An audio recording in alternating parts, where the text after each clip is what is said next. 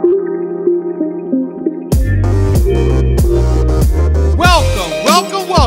to the Basketball Fiends Podcast, un orgulloso miembro del Our Esquina Podcast Network.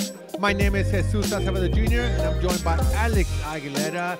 And Alex, we just saw the Milwaukee Bucks beat the Brooklyn Nets in overtime. Alex, it was a close game. Had a couple not buzzer beaters, I guess you can say, right? I don't know if there was a buzzer beater, but close shots. We just saw the final scoreline pass. We're recording on Thursday night, people, so that's what we're saying. I didn't catch the tail end of the game, but we were watching it on NBA.com. The scores flip. Yeah, was it Giannis ended up with 44. He hit a big step back to send it to OT, and then he drained like 2 free throws pretty much at the death to give Milwaukee the lead. So, yeah, man, Giannis was on one today, and it showed because this was NBA Finals Game 6, Giannis. He's like, we're not gonna lose. Yeah, right. Like, simple as that. That's it. I just flipped the switch. We're not losing. Yeah, just like that. And it seems when he gets in that mindset, get out the way. I know, honestly, man, that's just got it. Like, just to be able to have that, not only just the physical ability, but the mental ability to just be like, all right, I'm locked in. Like you said, everybody just move out the way. Let me do what I got to do, and I'll bring it home. And that's exactly what he did. And it's like, damn, man, like, that's cool. And what's funny too is that earlier this week, I'm not sure if you caught this, Giannis, he was talking to the media, and he started off his the press conference with the media telling that joke. Oh yeah, what was the joke? I had heard. I so didn't the know joke what the is, joke was. what do you call a cow that's on the ground?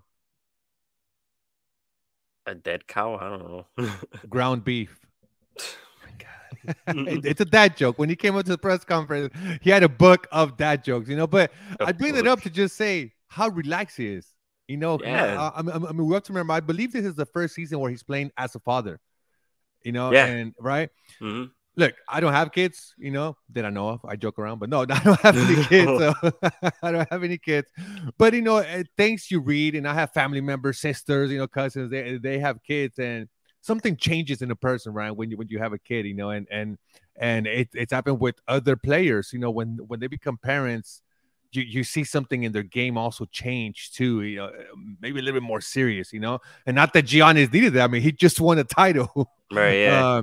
But it just goes to show, like you said, the mental capacity that he has, where he can just turn it on, and he knows he has that confidence because he did it already. He led the Milwaukee Bucks to title.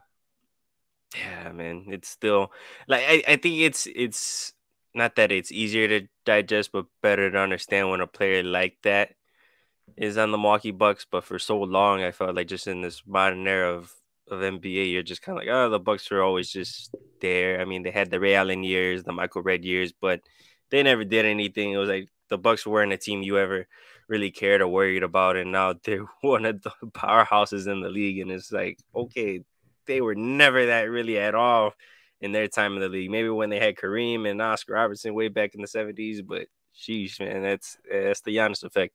It just goes to show you one player can change a franchise, and there was one other player that just to throw in real quick is Ja Morant. He's that kind of player in the form that he's changing a franchise. Yeah. And I'm sure there's going to be a lot of teams watching the March Madness tournament this weekend, Alex, the Final Four. That's where we're at in March Madness in the NCAA men's and women's basketball tournament. A lot of basketball agents and, GMs and scouts are going to be watching this Final Four. And we'll start off with the men's. On the men's side, Alex, where, it's been said that this is a Final Four of blue bloods, because you have Duke versus North Carolina on one side and Kansas versus Villanova on the other. Now, some will argue that Villanova is not a blue blood. And because they beat U of H and I'm a little mad at them, I'm going to say they're not a blue blood, but they're a damn good team. Let me tell you that right now. They're a damn good team. A great head coach. I think this is their third Final Four in 6 years. I think something like that. Yeah.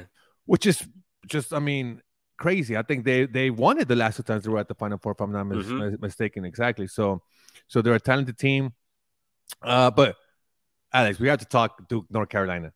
How do we not talk about them? Yeah, I know there's like one half of you is like, oh my god, like dude, North Carolina, it's like they're in the Final Four. It's like, oh my god, like I wanted St. Peter's. I mean, I think everybody wanted St. Peter's. Just once again, just that run going to the Elite Eight was bonkers, and for them to make it to the Final Four would have just been mind blowing. But once again, it's you talk about a program like North Carolina that's been there plenty of times. They got the job done. It's like, oh, okay, North Carolina, Duke. But then it's like, hey, this is the first time they're in the tournament. Can you believe I that? want to say, yeah, this is the first time they're in the tournament. First and the Final time. Four at that. When I read that stat, I was like, there's no way. And I read it on ESPN. I was like, ESPN fucked up. Like there's just no way. I'm sorry. I was just like, there's just no way. How is this? We're talking about Duke and North Carolina. Way. You mean to tell me they've never met, not even once? But it's true. This is their first time, and it'll be the last time for Coach K to face North Carolina. Look, them Duke boys, they want payback. You know they want payback, Alex. Paint us the picture. What happened in there? Yeah, man. Like when they had lost to North Carolina for that last home game, I was like, man, like Duke's probably not gonna do much this year. I mean, like they'll make the tournament, of course, but I'm like, they'll probably get bounced in the second round, Sweet 16, or whatever, Elite Eight maybe. But I was like, I don't like. This was like the one year that where like when I made my brackets, I usually have like a Duke bracket just to have a Duke bracket. And I was like, you know what? Nah, they're not doing anything. I'm like, it's Coach Cage's last year. I'm like, it would be cool for him to make a run, just like get the Hollywood script type of deal. But I'm like, they're not going to do it. And here they are in the Final Four, teed up for a revenge game with their arch nemesis. So, yeah, it's cool. It should be cool. It's definitely a revenge game because North Carolina beat Duke at Duke on Coach K's last game, and they had this whole pre-celebration for Coach K, and North Carolina ran them out the court, Alex. Yeah. It was so bad that Coach K came out and apologized to the fans after the game. It was that bad. Like honestly, I thought that was kind of funny. I was just like, man, like that's just but hey, you talk about like the perfect opportunity for revenge. Yep. This is it. And so, there was I can't remember this country star singer's name, but he had a show in Austin, I believe, and he canceled it because he's a huge North Carolina fan. So he's going to a game. He canceled the concert, and he said, I know I'm being selfish. He said, but I'm going to the game. I mean, I appreciate the honesty, I guess. I mean, I don't know. I don't really listen to country music like that. That's my brother's, so they might know. My brother might know who that is, but hey, you know what? As a fan, I'd be like, bro, that's Eric Church is his name. Eric Church. I'm not a country listener as well, so I had to look him up. Eric Church. That's from the outside. That's funny. Like that's just hilarious. He's just like, hey, I love you guys, but I'm gonna go ahead and go to the game. Yeah, I gotta watch this game. I'm sorry. Look, I'm not mad at him. I understand it's Duke, North Carolina, first time ever. Coach K's last game. It's like one of the more storied rivalry sports across the globe, right? It's just they're 10 miles apart, 10 or 15 miles apart. Yeah, they're really close. I didn't realize how close they were. It's ridiculous. Duke, North Carolina. And just to touch up a little bit on the other game, Villanova, Kansas. I think Kansas is going to take it. You said okay. I don't know why I thought you said Villanova. I need Kansas. I have a Kansas bracket, and it's the last one that's actually. I think Kansas. Kansas. What I like about them is their defense has tightened up. In this tournament, they're allowing 59.8 points per game, and Villanova, since the first game in the tournament, each game since they've scored less and less and less points. I think right now they're averaging 62 points per game. So I think Kansas is going to win that one out. I hope so. Now, as we go to the women's brackets, one thing I said about the women's tournament, which I really I'll be honest, with my time, I can only watch like the Final Four, but I feel there aren't as many upsets in the women's tournament as we see in the men's. Not as many Cinderella runs. So, we get a lot of blue bloods, powerhouses in these Final Fours. Right. I know. Well, I know Creighton made a run this year. I think they made an Elite Eight run. What seed were they? They were a 10th seed. Okay. Yeah. Okay. They did. They did. They made an Elite Eight run. I'm remembering now. I take it back. I take back my statement. And yeah. So, but they of course they faced the Goliath in South Carolina and they lost. But there was a nice little run there in the women's tournament. But yeah, I think I will say I think games can be a little bit more excited in the women's than the men's. At least in They tend to be recent years. closer. They tend to Yeah, be closer. yeah, I feel like they're a lot more competitive than the men's. But it's like I want to pretty much nowadays, it's South Carolina, Connecticut that are the heavy hitters. Where South Carolina, they've since Dawn Staley has gotten there. She's just flipped that program around where they go toe to toe with the UConns, and UConn is in their 14th straight like Final Four. Like that's insane. Like if they were to get bounced earlier, people would lose their freaking minds. It's like that's the expectation, over there. And Minimum. right, Minimum, you have to minimum. make the Final Four, which is kind of weird, right? Like that's the expectation, like you Right. said. Well, it's not even minimum. It's like the minimum is to win a championship every single year. And Right, when they right. don't, it's like, I mean, obviously, it's not realistic. But then when they lose, it's kind of like, wow, UConn lost. It's like, it's weird. No, yeah, going to your point, I'm all in on South Carolina. Like, I want them to win a title. I want Dawn Staley to win a title. I'm a big fan of how she's turned that program around. Aaliyah Boston, Aliyah Boston, AP Player of the Year. She's a baller. She can ball.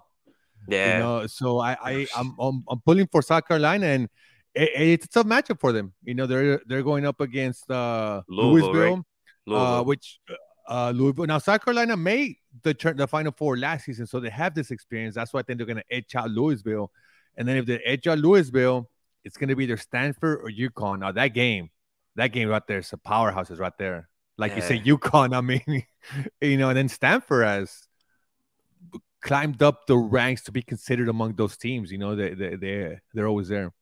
Yeah, so I feel like with like programs on the women's side, like the UConns, like the South Carolinas, where they're pretty much like the Duke, North Carolina per se, but you're just kind of like you want to see those matchups, excuse me, because they're gonna be good. But I feel like on the men's side, you're kind of just like sick and tired of it. You're just like, man, we've seen this already, and it's like 1 year Duke, has it on North Carolina and vice versa, kind of flips and flops. It's like no, like every year with the women's, like it's always competitive no matter what. So it definitely is. You know what else is competitive, or what team is about to start being competitive in the NBA, Alex, is the Los Angeles Clippers. And not that they weren't competitive before, but they just got a boost of competitiveness as Paul George returned to the Clippers. And he made an emphatic return, scoring 34 points in his first game back. And to be honest, he started the game kind of slow, but then he started picking it up, and it's just, once you get that rhythm for players like Paul George, it comes back to him, and he did, and he last played in December 22nd, and the Clippers needed him back. They had lost 5 in a row. But so what did you make of PG's 13th return, Alex? Yeah, I mean, it's like you don't, or let me put it this way. You hope that when he comes back, that he's healthy and you want to ease him into things again. But hey, I'll take 34 points your first game back in 3 months. Anybody will take any day. Yeah, any day of the week. Twice on Sunday.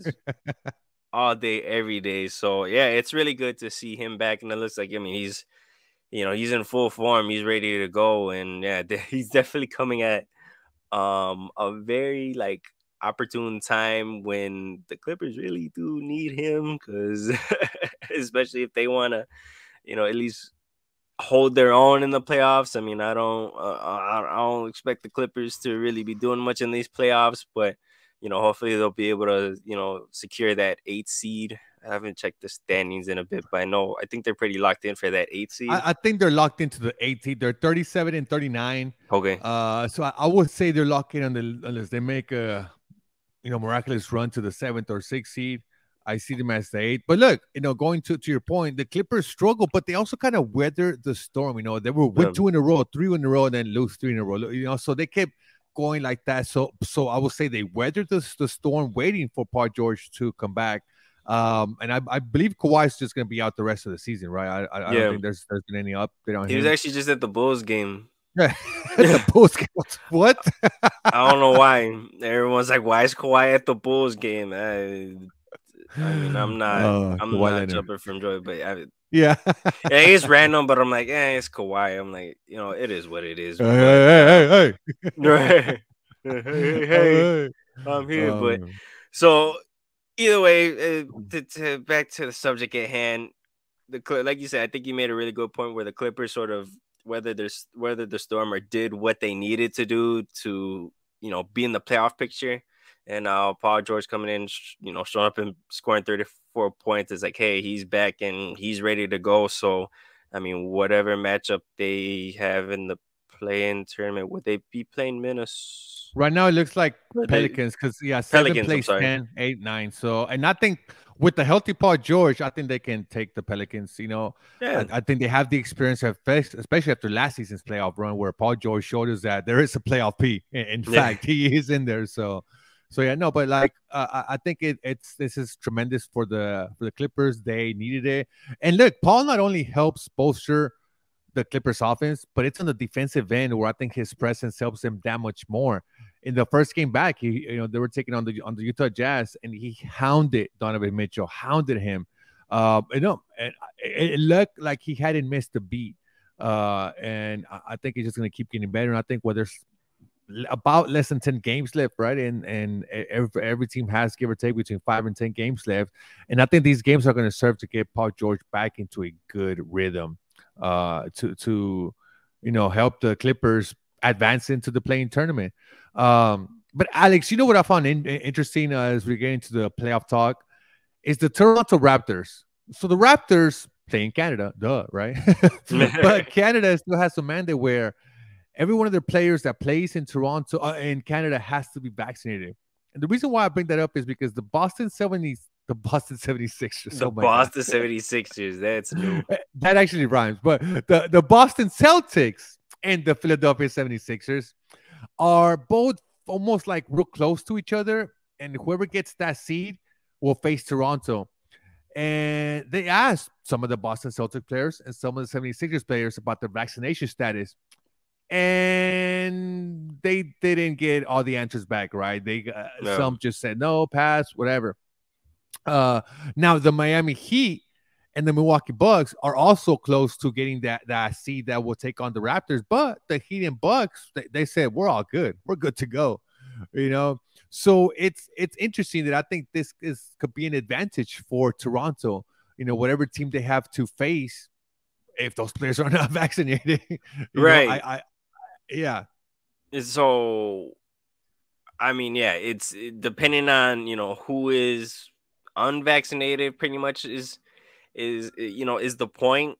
I mean, I'm gonna have to assume that the Sixers and the Celtics aren't fully vaccinated, because I think if they were, they would have just been like, we're fully vaccinated. Exactly. So we don't have to worry about the mandates in Toronto, so no big deal. And for them to be like, hey, we're not gonna come at that, it's like, okay, then there's gotta be whoever it may be, we don't know. That's the thing that I find interesting too, is that we don't know what players. Right. So, I mean, hey, if they don't get vaccinated between here and, whoever ends up facing Toronto, it's like, okay, do you accept it and just be like, hey, I'm not going to play? Then, okay, we know exactly who isn't playing. And once again, an advantage to Toronto to be like, okay, here's how we game plan, because so-and-so is out and another so-and-so is out. So, we'll go from there. So it's interesting.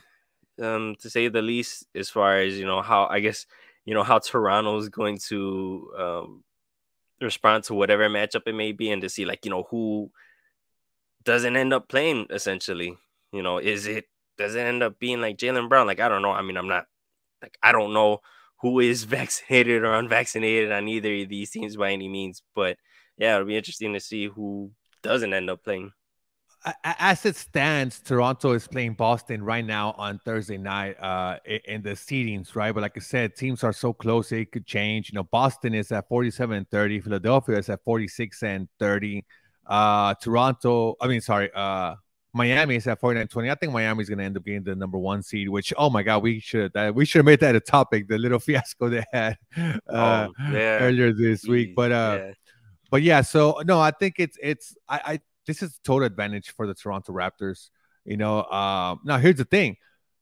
There's still time, right? So maybe by that time from today, Thursday night, to whenever the first round of the playoff starts, whatever players weren't vaccinated, maybe they become vaccinated. And then, we never get to know what players were and what, which is fine. That's not what we really care about. We just want to be able to see the best, a team put their best players on the floor. That's what NBA playoffs is about. Right. Now there's also, if it comes to Brooklyn facing off the Toronto Raptors, whether it's in the first round or second round, for sure we know Kyrie's not going to play in Toronto. So, but look, when We you have know Kevin that. Durant, yeah, we for sure know that. But you always have Kevin Durant, and Kevin Durant can always get you a win. Yeah. Hey, you see, it's nice to have that. If you're Brooklyn, it's really nice to have something like that where it's like, damn, we don't got Kyrie. All right, well, we got Katie, so we should be okay. And it's like, We got a chance. Like that's pretty much like we got a chance. We for sure got a chance. so you're telling me there's a chance? We look, you look down the bench and Katie's just sitting there. You're like, oh yeah, we got a chance. We'll be all right. We'll be good. We can weather the storm. Must be nice. What wasn't so nice? I wanted to talk about this topic, our last topic in this week's episode. Our It's hard to say. It's hard to segue into this one. It's hard to segue on. I was trying to find it, but I just couldn't on our 52nd episode of the Basketball Fiends. So Aaron Bynes, longtime player in the NBA. He's played with the Spurs. He won a title with the Spurs. Played with the Raptors. With the Suns. I think he had a couple good seasons with the Suns, and then he got a good contract with the Raptors. So Aaron Bynes plays with the Australian national team. It's Bynes? I thought it was Baines. Bynes. Oh my God, what is it? That was Aaron. I read it as Aaron Baines. Aaron Baines. Aaron Baines. Yeah, I think you're right. It's Aaron Baines. Oh, Aaron. Okay. Well, they call him Bainesy too. So yeah, I guess that makes sense. Aaron Baines. Wasn't saying Bynes or Baines. We're not good with names. We're not good with names. Podcast. And I'm sorry because the topic we're about to get into is not joke worthy or joke adjacent. But so he plays for the Australian national team.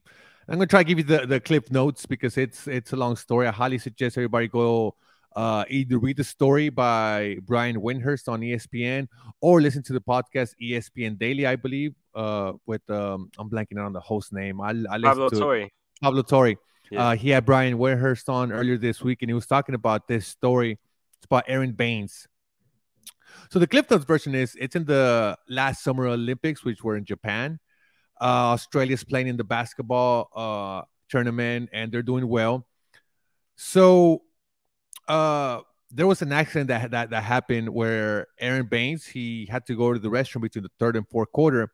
And from what Brian Windhurst said on the podcast and in the story is the bench was a pretty long distance from the court, Alex, right? So it was pretty long. So you had to like climb up the steps and then go through the tunnel. So it was long. So he goes and he goes right at the end of the third quarter so he can come back by the fourth quarter so coach can call him if he needs him. The game goes on. The coach looks on the bench. He's like, where's Aaron? The game finishes. Aaron is nowhere to be seen. They go back. They send somebody, I think, throughout the game, if I'm not mistaken, and they find Aaron Baines laying on the floor of the locker room with 2 puncture wounds in his arm. Like, just that already, when I heard that, I was like, where is this going? Yeah. Like, I was like, what? Like, what are we talking about here? So the game finishes, and before the game finishes, the doctors start checking on Bynes, and they think maybe he had a concussion and he fell down. And this whole thing that's going on, Aaron's like, I still need to go to the restroom. That's what he went there first, right? And he tries to walk and he can't walk. He can't feel. He starts his legs feel numb and he just can't move. His teammates come back and they're worried about him, so they take him to the hospital. And I mean, you have to imagine how scary this is. Aaron Baines, we should paint the picture. He's a big guy. He's a big guy. 7-something, 200-something pounds, muscle. This dude is built strong. Japan isn't built for people of that size. So, so they're telling him that he has swelling in his back that's causing him to not be able to, move. And then this is where Brian Windhurst also goes back and tells us that 3 days before that match that they're playing, Aaron Baines, during practice before the game, he went up for a dunk, but he slipped because the hand sanitizer that he had used in Japan that they had for the Olympics was more watery. So when slippery. Slippery. So when he went up to dunk it, I guess his hand was still slippery. He slipped on the rim and fell and slipped his head and his back. but he was okay at the moment, right? He passed concussion protocols. So he says that to say that at this point, Baines is in the hospital. Doctors, all they know is that he has swelling in his back. That's all they know, and they can't explain what happened. They still have no explanation about the puncture wounds. As Ryan Windhurst is telling the story, he reveals that the locker room had two hooks where people hang their towels, and the hooks kind of resembled the puncture wounds that Baines had. So we have to remember also, Alex, we're still in COVID, right? Last summer, Right. there's I think the Delta or Omicron or Optimus Prime. I'm not sure what variant we were Optimus talking Prime. about then. It was full fledged like COVID that like restrictions were definitely um laid down, especially in Japan, for sure. So So so it was I it don't want was to take away, no, for I don't want sure, to take for your sure, shine no, of away. course, no. It's You're explaining it. it's good for our listeners to hear another voice. But yeah, so it's tough for him to communicate, right? He had a translator, so that's why he's hearing all this, but they still don't know what happened. What happened? Um, Finally, I think either later that night or the next night, he finally got with an or New Zealand. I'm not sure the specialty of doctor neurosurgeon at 2 in the morning, and he wanted to talk to somebody that he could, I guess, better communicate with because the Japanese they wanted to operate on the back to reveal that pain that he had, that swelling that he Right. had, which is why he couldn't walk, and he was in pain. Um, so the neurosurgeon looks at the lab results and all that, and he says, "I know exactly how to bring you back with therapy and treatment. You don't need surgery." And Baines was happy to hear that. Aaron was happy to have that because he didn't want to have surgery, which is understandable, right? If you don't have to have surgery, you prefer Right. not to. Now the issue is he still needs to go to New Zealand. So the New Zealand. I doctor, thought it was Australia. Australia, sorry, my mistake. Australia, it was. So all this to say, he's in the hospital and he's getting painkillers that are so heavy that as soon as he takes them, he's out. Right. Yeah. So he tells the nurses, please don't give me the pills until after the Australia game. And Australia ended up winning bronze, which is a big moment. It was their first medal ever. So he's still in the hospital. There was even the story about two teammates pretended to be doctors to go visit him. That's how strict COVID Yeah. restriction were. So he eventually managed to be able to walk, not walk, but kind of like stand up on his own, and he was able to go back home to Australia. He had to pay for a charter flight because no airline wanted to take on the risk. So when he's back home, he still has to do 2 weeks of isolation because of the COVID protocol. Because if Japan is strict, Australia's even stricter. So he still hasn't seen his wife and his daughter with face to face. It's just phone video and calls. He finally sees them and he starts doing therapy, and he's slowly starts walking, starts running again, and I made this long story short because I don't want to ruin it for you people. Definitely go listen to the podcast and go read the story. But he finally was able to shoot a basketball not too long ago. But so he wants to get back to the NBA, Alex. But what's interesting about the story is that there was still no real definition as to what happened. Right. Even Brian Wiersbe in the story, he said they don't know. They're assuming that it was because the fall he had when he went for the dunk 2 days before the game. He hit his head, he hit his back, and maybe it built up, and that's what happened. But what were your thoughts when you I don't know if you read the story or if you heard the podcast episode? Yeah. So I listened to a little bit of the podcast, but I read the story. And so one thing, as far as like, I mean, I clearly am no doctor whatsoever. But they had said like when they did the MRI, they had said like he had internal bleeding and they described it as that was putting pressure on his spinal cord. That's not good. That doesn't Nope. sound good. That sounds awful. That sounds Sounds like terrible. hurts like a mother. Yeah, and I'm assuming I can only assume that it may have been, when he dunked or just some other instance. If it was in the fall in the bathroom where he must have tripped, and once again he aggravated it enough that it caused the symptoms that he ended up having. But yeah, and it's crazy when you send me the story. like I remember hearing about Aaron Baines being out of the Olympics and just didn't think anything else of it. It was like, oh, Right. okay, he probably got hurt or whatever. Enough that, it's not like it's a super long tournament. It's maybe like a week or two or something like that. So, he could get like a sprained knee or something like that, and he's out for the rest of the tournament. And that's it. But to hear then it's like, hey, a guy goes to the bathroom, he doesn't come back, and you find him there, and he's just laying on the ground, and he's got puncture wounds, from these hooks. You're like, what the hell? That's got to be a scary sight to stumble upon, or not even stumble upon, just so walk in on. So, I mean, yeah, it's like I'm just glad, happy, grateful that he's at a point where he's healthy enough that he can shoot a basketball again. Because I'm sure the thought was running through his head probably plenty of times, like, hey, am I gonna be able to walk again, let And alone shoot a basketball? it's just a scary situation, and the story in the podcast, I did both, and the way he describes the how alone he felt. You're in Yeah, this country, you don't speak the language. I think he right. said that even though he couldn't move, the room was so small. He said, if I were to stretch out my arms, I would touch both walls, but I couldn't Yeah, even do that because I couldn't even lift my arms. right. There were no beds suitable for him. They had to put another bed horizontal just to fit his feet.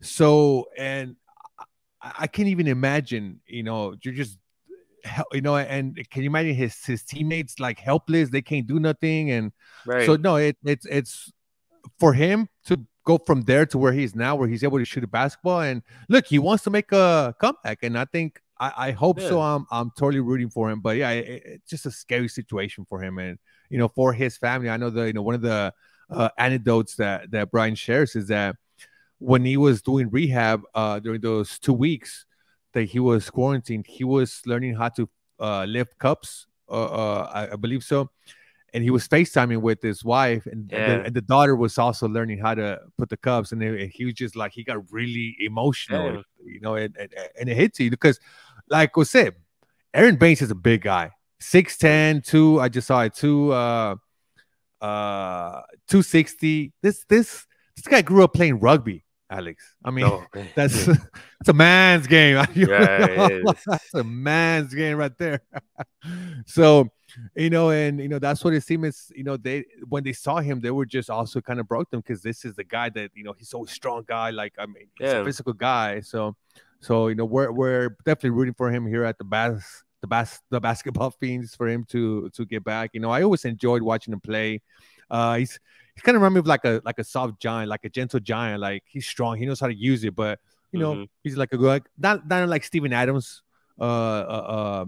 in that regard. But yeah, it's I highly recommend everybody go read out Yeah. this story. The podcast Absolutely. is about what, 30 minutes long, I Yeah, believe. yeah, it's an ESPN daily episode. I forget the title of it, but it's the well, I believe Aaron Baines' name is in it. So if you have the time, it's definitely worth the listen.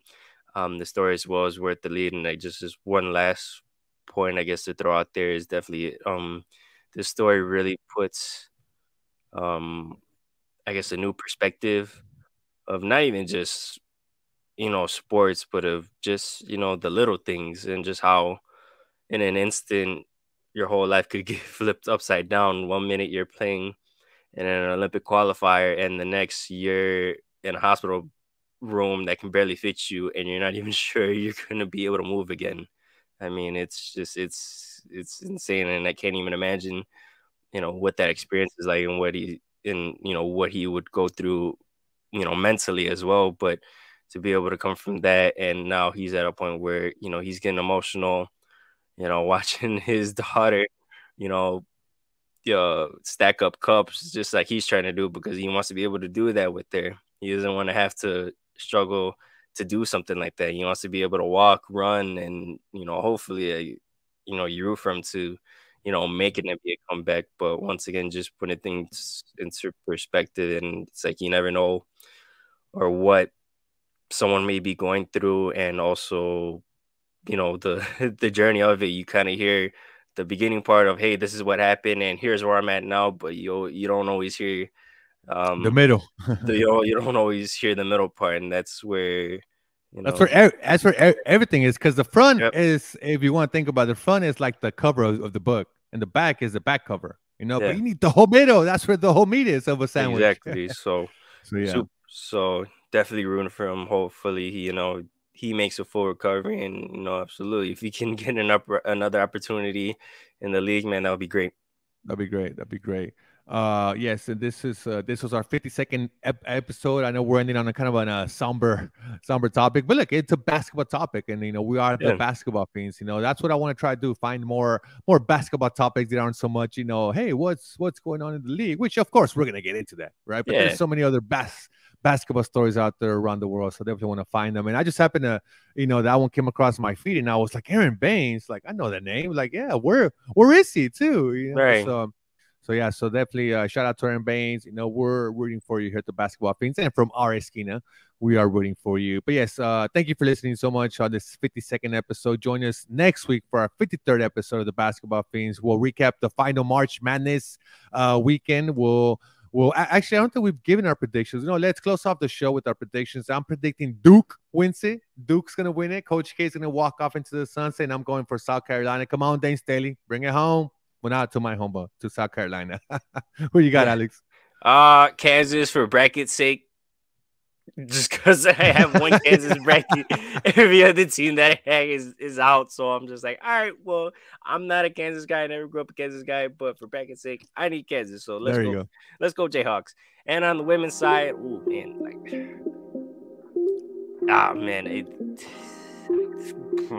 this sucks because I kind of like UConn.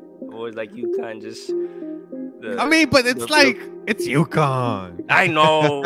You know what? All right, let's roll South Carolina. Let's do it. Yes. And look, right. UConn, they have the reason why fans fall in love with UConn is because they get the best talent, and we're like, whoa, that player's sweet. They always just fall in love with all the players that they get. Yeah. They're the powerhouse, but you love to love them, I guess, or they're hard to hate, I guess. I think that's what it is. They're hard to hate because also the way they play as well, and it's so cohesive. Yeah. So okay, so there you go. So we got Kansas and South Carolina for you, and we got Duke and South Carolina for me. Let's see how we do. Thank you so much for listening to the Basketball Fiends. Don't forget to subscribe. See ya. Deuces.